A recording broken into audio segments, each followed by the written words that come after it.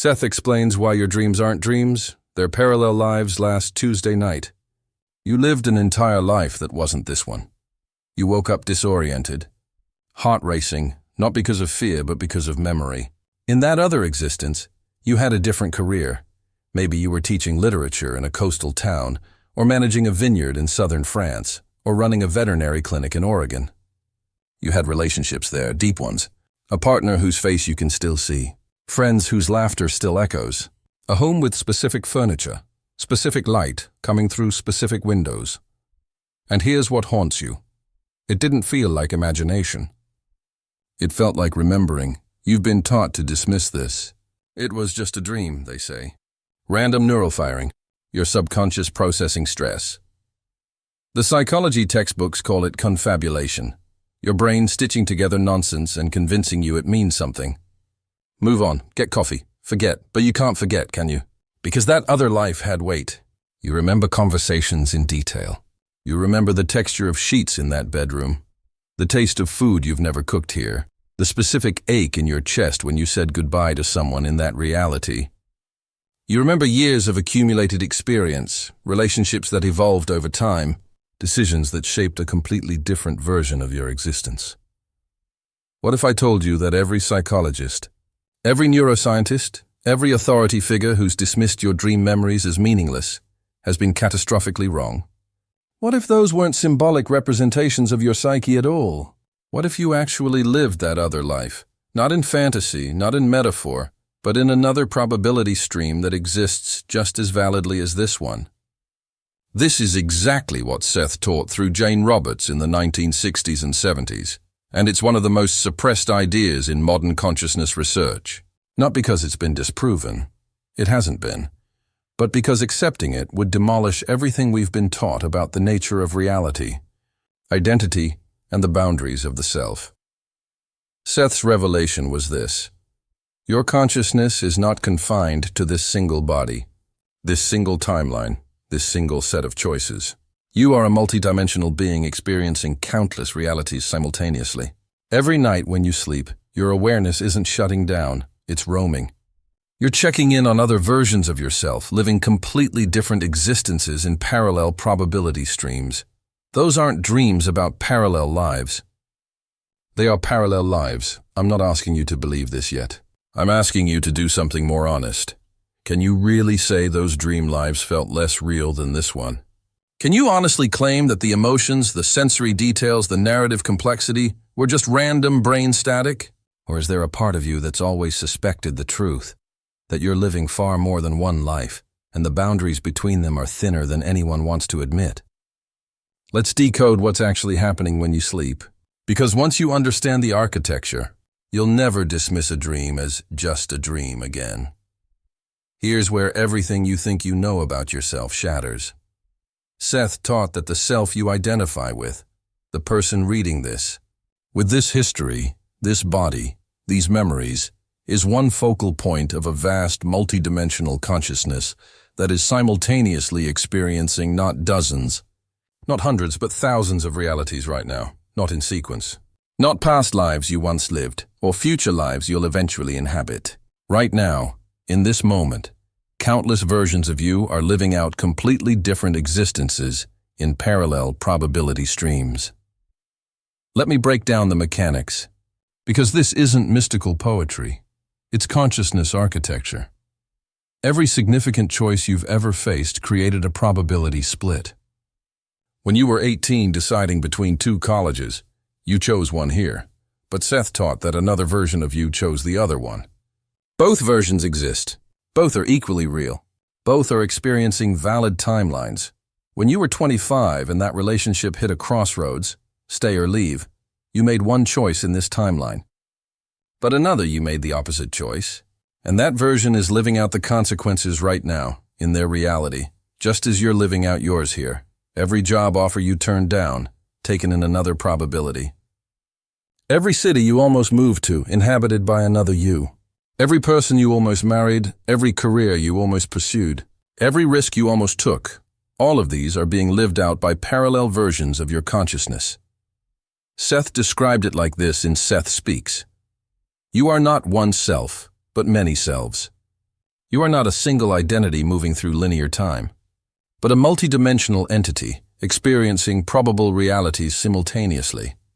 Think of your full self as a vast room with hundreds of scenes playing out at once. In one corner, you're a marine biologist in New Zealand. In another, you're a single parent raising 3 children in Chicago. In another, you're a musician touring Europe. In another, you never left your hometown and you're running your family's business. Your waking consciousness is like a spotlight that illuminates just one corner of this room. You experience that one scene so intensely, so completely, that you forget the entire room exists. You think the spotlight is reality, rather than just your current focus within a much larger reality.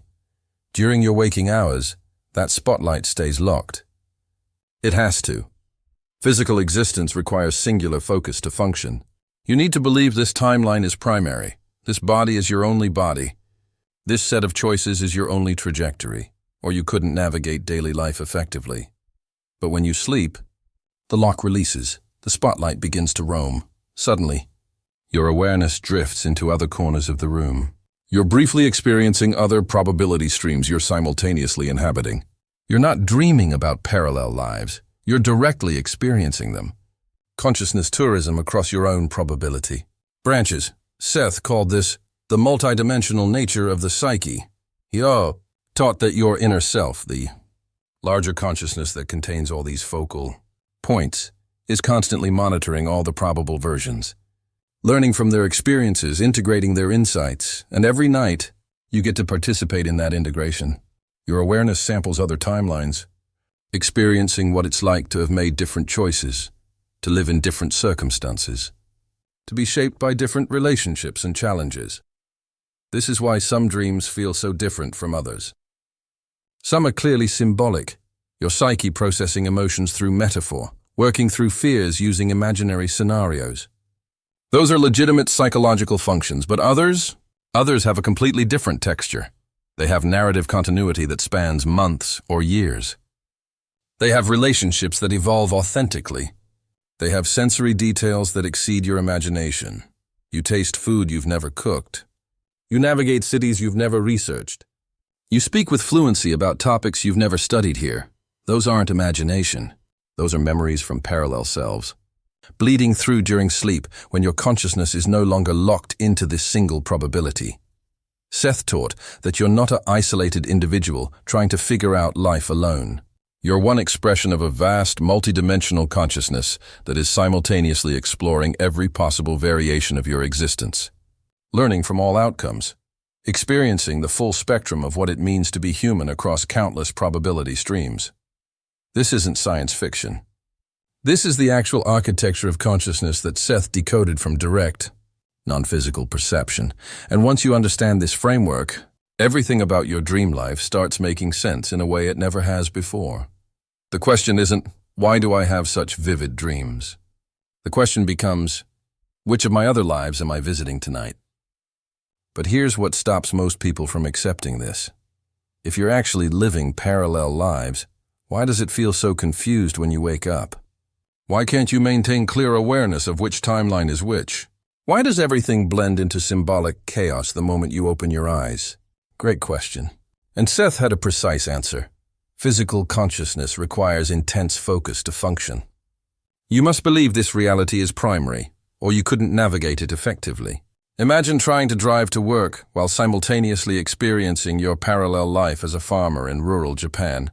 Consciously aware of both realities at once, you'd crash the car. So your physical brain creates what Seth called a focusing mechanism, a filter that keeps your attention locked onto this specific probability stream during waking hours. It's not a limitation. It's a necessary tool for functioning in physical reality. But that filter creates a side effect. When your consciousness samples other probability streams during sleep, there's a translation lag as you re-enter waking focus. Your brain, designed to maintain single timeline coherence, struggles to categorize these incoming memories from parallel lives.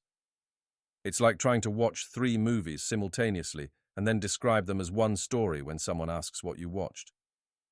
The brain does its best. It takes the memories from your parallel lives, your symbolic processing of emotions, your psyche's metaphorical explorations, and stitches them together into something it can file away as dream. This is why dreams feel jumbled. It's not because they're meaningless. It's because you're trying to force multidimensional experiences through a single-dimensional filter. Seth explained in The Nature of Personal Reality, you are multidimensional personalities, and your dreams serve as a meeting ground for probable selves. But your waking consciousness, focused so intently upon physical reality, cannot maintain constant awareness of all probabilities without sacrificing its effectiveness in this one. So the confusion isn't proof that parallel lives don't exist. It's proof that you're designed to function primarily in this timeline with only temporary excursions into others. But, and this is critical, not all dreams are equal in this regard. There's a spectrum. Some dreams are purely symbolic, your psyche processing anxiety through the metaphor of being chased or working through grief by dreaming of lost loved ones. These are legitimate psychological functions, and Seth never denied their importance. But other dreams have a completely different signature. These are the ones with narrative continuity. You dream of the same city, the same apartment, the same job, the same relationships, and they pick up where they left off. Time passes in that reality even when you're not visiting it. Things change, people age, situations evolve. These are the dreams with emotional authenticity that matches or exceeds your waking life. You wake up grieving a breakup that happened in that timeline, or celebrating a promotion, or feeling the satisfaction of completing a project, and the emotions are as real as anything you've felt here. These are the dreams with sensory details that exceed your imagination. You taste specific dishes you've never cooked. You navigate city layouts you've never researched. You have complex conversations using vocabulary or concepts you don't consciously possess in this timeline. Seth's teaching. Those aren't your subconscious making things up. Those are actual memories from parallel selves, experienced directly during sleep when your consciousness is temporarily freed from its single timeline lock. The key distinction is this. Symbolic dreams feel like distortions of this reality, familiar faces in unfamiliar contexts. Impossible physics, narrative incoherence. They're about your life here, processing it through metaphor. Parallel life dreams feel like another version of reality, consistent physics. Autonomous characters, narrative logic that makes sense within that timeline, even if it contradicts this one. They're not about this life. They are another life. And here's what makes this even more profound. Seth taught that your larger self, your multidimensional consciousness, needs this memory bleed. It's how the probable versions of you share insights, learn from each other's experiences, cross-pollinate solutions to similar problems. That instinct you sometimes get. The feeling that you shouldn't take a certain route, or you should reach out to a specific person at a specific time, might not be intuition generated in this timeline. It might be memory from a parallel you who made a different choice and is now transmitting the consequences back through the dream state, informing your decisions here. Seth called this the cooperative nature of probable selves. You're not separate from your parallel versions. You're all expressions of the same multidimensional consciousness, and you're constantly influencing each other through the dream state communication network. So when you wake up confused, unable to immediately distinguish which life is real, that's not a bug. That's your consciousness operating exactly as designed, sampling multiple realities, integrating their experiences, and then refocusing onto this particular probability stream to continue your work here. The goal isn't to eliminate the confusion. The goal is to recognize it for what it is, evidence that you're far more vast than the single self you've been taught to identify with. Now let's talk about the smoking gun, the evidence sitting right in your dream. Journal that you've been misinterpreting. For years, I'm talking about recurring dreams. But not the symbolic kind, where you're endlessly falling or showing up to an exam unprepared. I'm talking about the other kind, the ones where you return to the same place, the same people, the same ongoing life, and the story picks up where it left off. You know exactly what I mean, because if you've experienced this, it's unforgettable.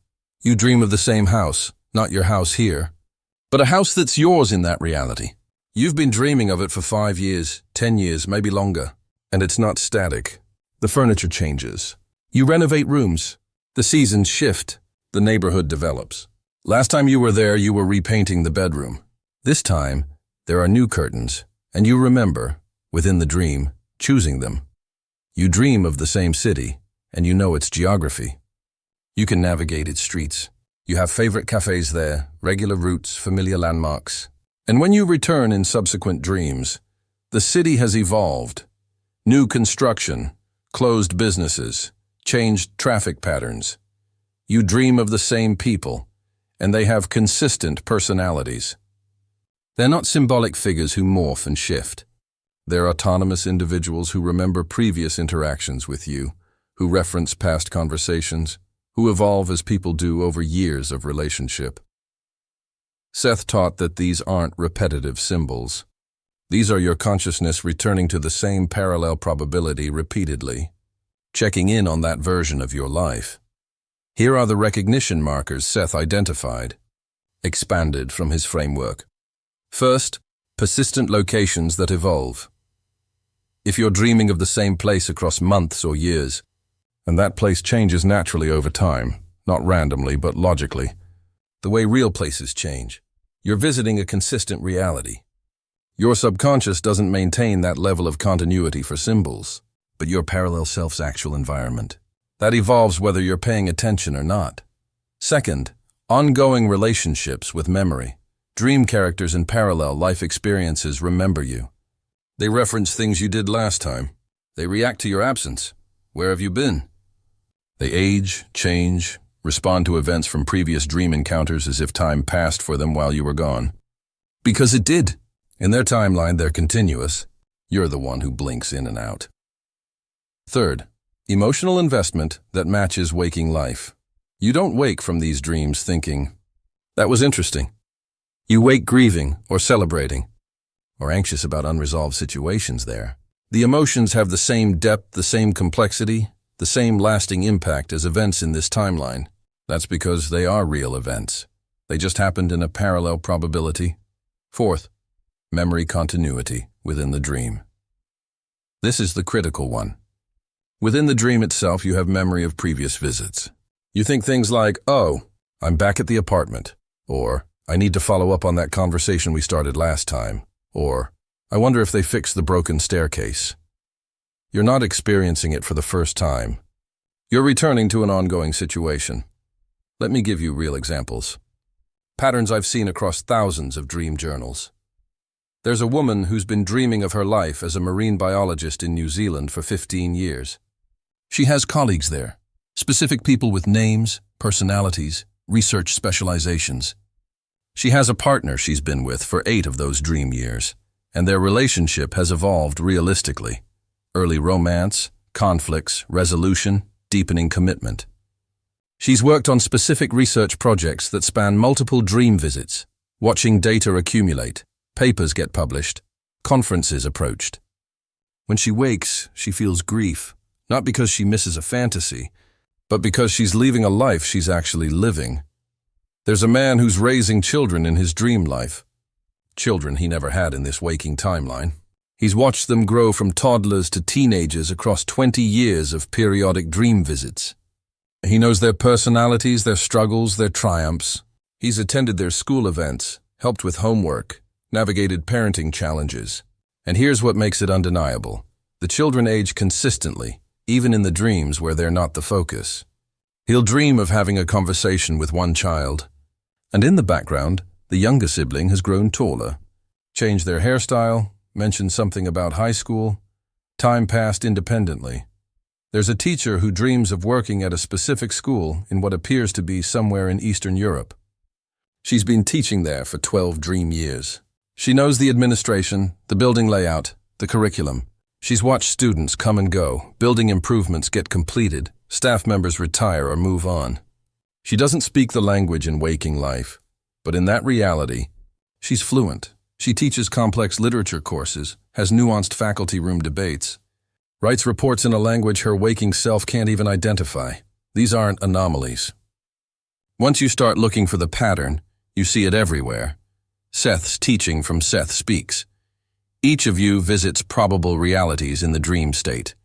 You solve problems there. You maintain relationships there. You live portions of your life there that are just as valid as the portions you live in waking consciousness. The only difference is focus, where your primary attention is anchored. This reframes everything about recurring dreams. You're not processing trauma by returning to the same symbolic scenario. You're not stuck in a psychological loop. You're simply living more than one life, and during sleep, you're able to check in on the others. The reason these dreams feel different from symbolic ones is because they are different. They're not metaphors. They're memories from parallel timelines, experienced directly when your consciousness is freed from its single focus constraint. And here's what this means practically. If you've been dismissing your recurring dreams as meaningless repetition, you've been rejecting actual experiences, actual relationships, actual parts of your multidimensional self. Your parallel lives aren't less real than this one. They're different expressions of the same consciousness. Equally valid, equally important to your larger self's exploration of existence. The question isn't, why do I keep dreaming about that place?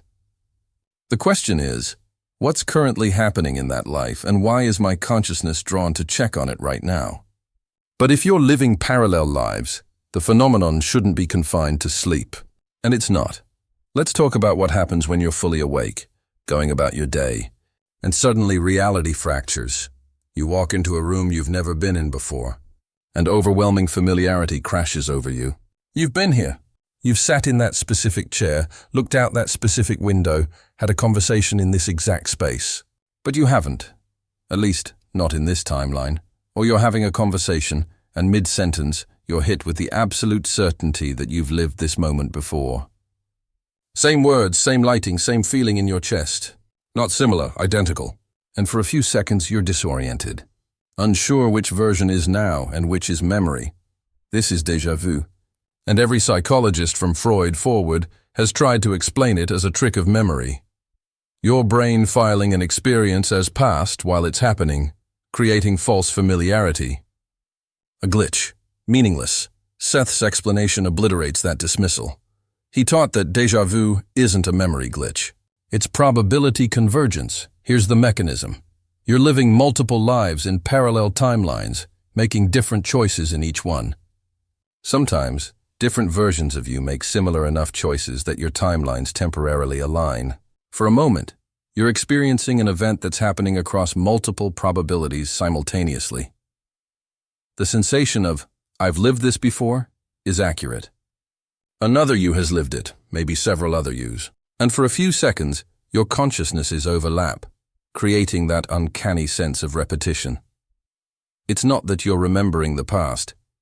It's that you're experiencing multiple presents at once, and your singular focus can't quite handle the overlap. Seth described it in The Nature of Personal Reality. When probabilities converge, when similar choices across different timelines create temporarily overlapping experiences, you may become briefly aware of your other selves. This is déjà vu, not memory, but simultaneous experience across probability streams. But déjà vu is just the most common form of parallel you bleed through. There are others, and once you know what to look for, you'll recognize them in your own life. Jamais vu, familiar places, feeling alien. This is déjà vu's opposite. You're in a deeply familiar place, your home, your neighborhood, your workplace, and suddenly it feels utterly foreign. You look around and think, have I ever actually been here before? Everything looks slightly wrong, even though nothing's changed. Seth's interpretation. You're briefly perceiving through a parallel self who never lived there. Their consciousness has momentarily overlapped with yours, and you're seeing the location through their unfamiliarity. It passes quickly because your brain reasserts this timeline's perspective, but for those few seconds, you're literally experiencing another you's perception. Phantom skills, sudden competence. You never developed. You sit down at a piano you've never played, and your hands know where to go. You pick up a tool you've never used and you instinctively understand its operation. You navigate a complex software program without training, moving through it with muscle memory you don't have. Seth taught that this is cross-timeline skill transfer. A parallel you developed that ability, took piano lessons as a child, worked as a carpenter for years, used that software daily. And for a moment, Their competence bleeds through into your consciousness, giving you temporary access to their learned patterns.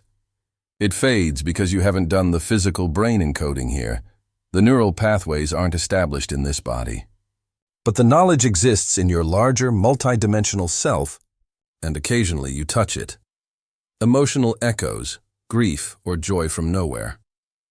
You're having an ordinary day, and suddenly overwhelming sadness crashes over you, or inexplicable elation, or intense anxiety with no immediate cause. You scan your life, nothing happened to trigger this, so you assume it's chemical or you're tired, or you suppress it as irrational. Seth's framework. Check if it's an emotional echo from a parallel life. Maybe another you just experienced a significant loss, a relationship ended, a loved one died, a dream collapsed. Or maybe they just had a breakthrough, a reunion, a triumph. And for a moment, that emotional energy is bleeding into your awareness. This is why sometimes you'll just know something significant happened, even though nothing changed in your visible circumstances. Because something did happen, just not in this probability. Alternate timeline dreams. Wrong versions of your life. Sometimes you dream about your actual life here, but details are wrong. You're married to a different person. You have a career you never pursued. Your parents made different choices. You live in a different city. But everything else about you is the same. Same personality, same core challenges. Same relationships with slightly different people. Seth taught these aren't your imagination distorting reality. These are glimpses of timelines where you made one or two different choices early on, and you're seeing how that rippled forward into an alternate version of this same general life. Your larger self is monitoring all these close probability versions, and during sleep, you sometimes get to see what would have happened if you'd turned left instead of right at a critical juncture. Here's what this means practically. These phenomena aren't bugs in your consciousness. They're features. They're moments when the multidimensional truth of your existence becomes briefly visible despite the filtering your physical brain normally maintains. Instead of dismissing déjà vu, you can recognize it as evidence. Oh, another version of me is living something similar right now. We're temporarily aligned. Instead of ignoring phantom skills, you can actively cultivate them. That competence exists in my multidimensional self. How do I access it more deliberately? Instead of suppressing emotional echoes, you can investigate them.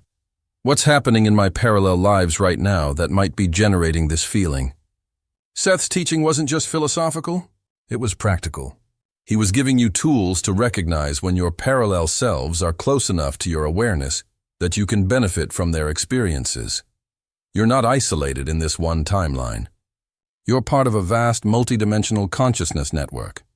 And these bleed-through moments are invitations to consciously participate in that larger self. Now, we have to talk about the disturbing category. The dreams that feel like they cross a line that shouldn't be crossable. The dreams where you die, not symbolic death, not falling and waking before impact, not being chased and escaping. I'm talking about dreams where you experience actual cessation. You feel the moment of death, car impact, gunshot, heart failure, drowning, falling from a height and not waking until after you hit. The experience is complete, and sometimes it doesn't end there. Sometimes you observe the aftermath. You watch emergency responders arrive. You see loved ones receive the news. You float through your funeral. You transition into whatever comes after, in that reality.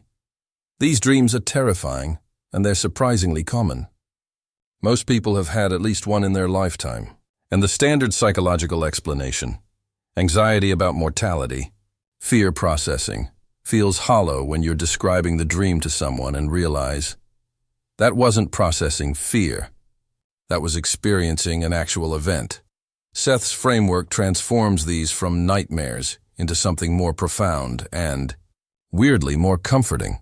He taught that you're experiencing actual death events from parallel timelines.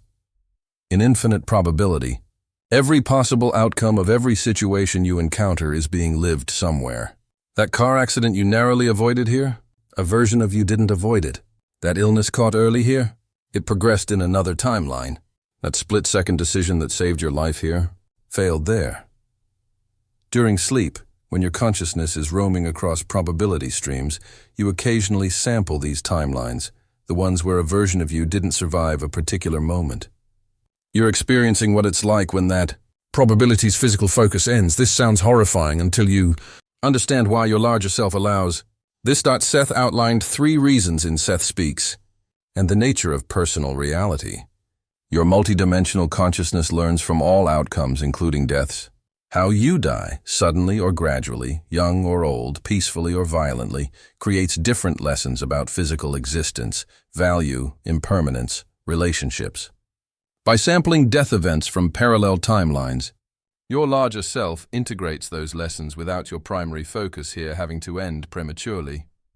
You learn what matters at the end, not through philosophy, but through direct experience of endings in other probabilities. And that wisdom informs how you live this timeline, often at a subconscious level. Experiencing death in dream state reduces fear. Not completely. Physical self-preservation instincts remain strong as they should. But the existential terror of cessation, that diminishes. People who've had these dreams often report feeling less afraid of death afterward. Not reckless, not suicidal, but less paralyzed by the ultimate unknown. Because it's not unknown anymore. They've experienced transition, even if only in another probability, and they discovered consciousness continues. The form changes, but the awareness persists. Seth taught that this is your larger self preparing you for eventual transition in all timelines. Every version of you will eventually end physical focus. Experiencing it vicariously through parallel lives makes the inevitable less traumatic when it finally happens here. Here's the unexpected gift. Waking from these dreams often triggers profound appreciation for this timeline's continuation. You died in that reality. Car crash, sudden illness, violence, and you wake here, in this body alive. And for days afterward, everything feels sharper. Colors are brighter. Relationships feel more precious. Minor annoyances that consumed you yesterday now seem absurd. You're flooded with gratitude that this version of you is still here. Seth taught that this is intentional. Your larger self occasionally shows you parallel endings specifically to reorient your priorities here. It's a mechanism for cutting through the trivial and reconnecting with what actually matters. It's also a reminder, in other timelines, you didn't get more time. So what are you doing with the time you have in this one? Now let me be clear about what Seth was not saying. He wasn't teaching that death is pleasant or should be sought. He wasn't dismissing the tragedy of early deaths or violent ends. Physical life is precious precisely because it's finite in any given timeline. What he was teaching is that death isn't singular finality.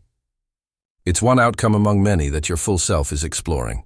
And experiencing parallel deaths in dream state serves specific functions that benefit your life here. People often ask, if I die in a dream, does that mean I'm going to die here? No, absolutely not. You're experiencing a parallel timeline where that version made different choices leading to that outcome. Your timeline here has its own trajectory, shaped by the choices you're making, the probabilities you're collapsing into experience. The dream isn't prophecy. It's memory from another probability that's already unfolded differently. What this means practically, if you have a death dream, don't panic. Ask instead, what is this experience teaching me about what matters? What priorities is my larger self trying to reorient me toward? What am I taking for granted in this timeline that I should appreciate more deeply? Often, these dreams arrive during periods when you've become complacent, or you're pursuing the wrong priorities, or you've lost sight of relationships and experiences that your larger self knows are essential. The parallel death serves as a cosmic intervention, a way of shocking you back into presence, back into gratitude, back into alignment with what you actually came here to explore. Seth's ultimate teaching on this. Death in one probability doesn't diminish the life lived there, and it certainly doesn't threaten your existence in other timelines. You are multidimensional. You are experiencing countless versions of existence simultaneously. Some end sooner, some last longer. All are valid expressions of your larger consciousness exploring what it means to be physical. Fear death less. Appreciate life more, and recognize that when you experience parallel endings in dreams, you're being given a gift, a perspective that cuts through illusion and reconnects you with what's actually true. So here's the question that changes everything. If parallel lives are real, if you're actually living them simultaneously, Are they completely separate, or can you affect each other? Can you reach across timelines? Can you borrow insights from the version of you who made different choices? Can you access skills, relationships, or wisdom from parallel selves to improve your life here? Seth's answer was unequivocal. Yes. And not just passively, you can do it intentionally. He taught that probability streams aren't hermetically sealed. There's bleed-through, both accidental and deliberate. And once you understand the mechanism, you can use it to transform your life in this timeline by drawing on resources from all your lives. Let's break down the 3 levels of cross-timeline influence Seth described. This is already happening. Whether you're aware of it or not, that sudden instinct to avoid a certain route. And later, you learn there was an accident. That might not be intuition generated in this timeline. It might be memory from a parallel you who took that route and didn't avoid the accident. Their experience transmitted backward through the dream state network, manifesting here as gut feeling, that unexpected insight during a challenging problem. The solution that appears fully formed, without you consciously reasoning through. It might be wisdom from a parallel you who's already solved that exact problem in their timeline. Their breakthrough is bleeding through. Accessible to you because you're both expressions of the same multidimensional consciousness.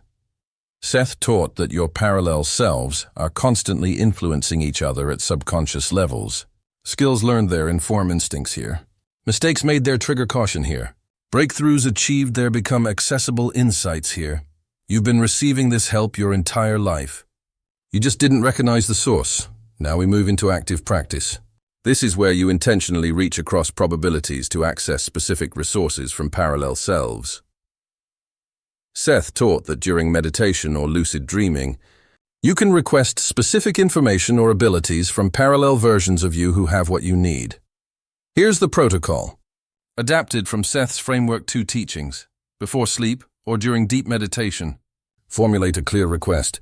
I want to access the perspective of the version of me who successfully navigated this type of challenge, or I want to connect with the parallel me who has the skills I'm trying to develop, or show me how the version of me in a thriving relationship handles conflict. Then, release the request into what Seth called Framework 2, the inner reality where all probabilities exist simultaneously, where your multidimensional self coordinates all the parallel versions. Don't force it. Don't visualize specific answers. Just state the request and trust that your larger self will facilitate the connection. What happens next varies. Sometimes you'll dream of actually being that parallel self, experiencing their life directly, watching how they handle the situation you're struggling with. You wake with their methodology fresh in your awareness. Sometimes you'll receive sudden insights over the following days, ideas that feel like they came from outside your normal thought patterns. Because they did. They came from another you, transmitted through the dream state communication network. Sometimes you'll develop rapid competence in an area that normally requires years of practice, because you're accessing skill encoding from a parallel self who already put in those years. A woman I know used this method when she was starting a business and felt completely overwhelmed by financial management. She requested connection with the version of me who's good with numbers. 3 nights later, she had a vivid dream of herself as an accountant, explaining financial systems to a client.